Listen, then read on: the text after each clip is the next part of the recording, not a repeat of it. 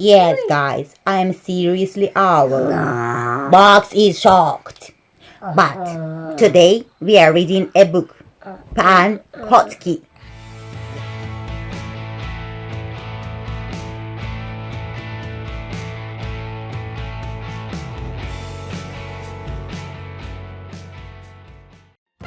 This is a story about Pan Kotsky, fox, bear, boar, wolf, and bunny. Pan Kotsky.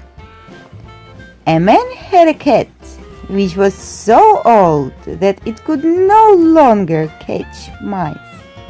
One day, while the master was taking a walk in the forest with the cat, he looked at it and thought, "It does nothing but eat. I don't need such a cat." He left the cat there and went away. No one knows whether it was after a long or short while, but the cat met a fox, and she asked him, "Who are you, a strange beast?" "I'm Pan Kotsky," the cat answered. The fox then said, "Be my husband, and I'll be your wife." The fox took him to her house, and they began to live together. The fox did her best to please him. Each time she caught a hen, she didn't eat it by herself, but shared it with Pan Kotsky. Once a hare saw the fox and said to her, "Sister Fox, I'm going to come over to your place to dinner. I'd like you to treat me to something delicious." "You can't come now. Pan Kotsky lives with me now. He'll kill you," the fox answered. The hare told the wolf, the bear, and the boar about it. They came together and began thinking how to meet Pan Kotsky.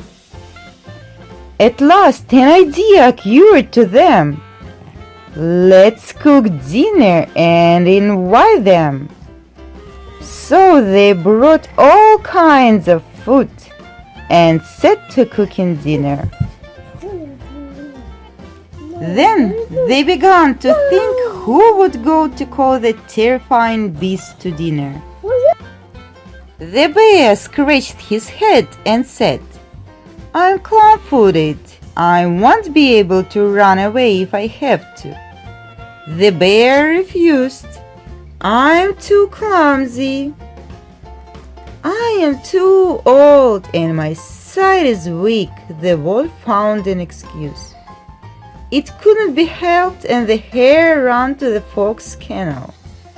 The fox came out to him. "Good afternoon, dear hare. Why have you come?"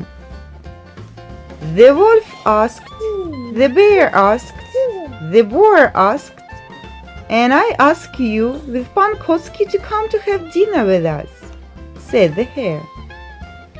"Well, I'll come with him, but you'll have to hide. If he doesn't like something, he'll kill you," the fox replied. So they began to hide. The bear climbed up a tree, the wolf hid behind a bush, the boar dug himself into a brushwood, and the hare hid in the depth of the forest. The fox came with Pan Kotsky. He was very glad to see much meat on the table and began to say, "Delicious, delicious." It seemed to the animals that he cried, "The dish is little." And they thought, how capricious that beast is, though he'll lead us too. Pan Kotsky wolfed the food down. He made a feast of delicious food and lay there on the table. Out of nowhere, a mosquito appeared and bit the boar's tail, so that the boar could not but jump up. The cat thought that it was a mouse, rushed into the brushwood and snapped at the boar's tail. The boar was startled and took to his heels. Pan Kotsky was frightened so much that he jumped on the tree where the bear was hiding. The bear saw the cat climb into him and began to climb higher and higher and higher until the tree cracked and he flopped down on the ground. He might have crushed the poor wolf. The animals turned their tails and ran away. The hare hurried after them and ran where his feet would take him.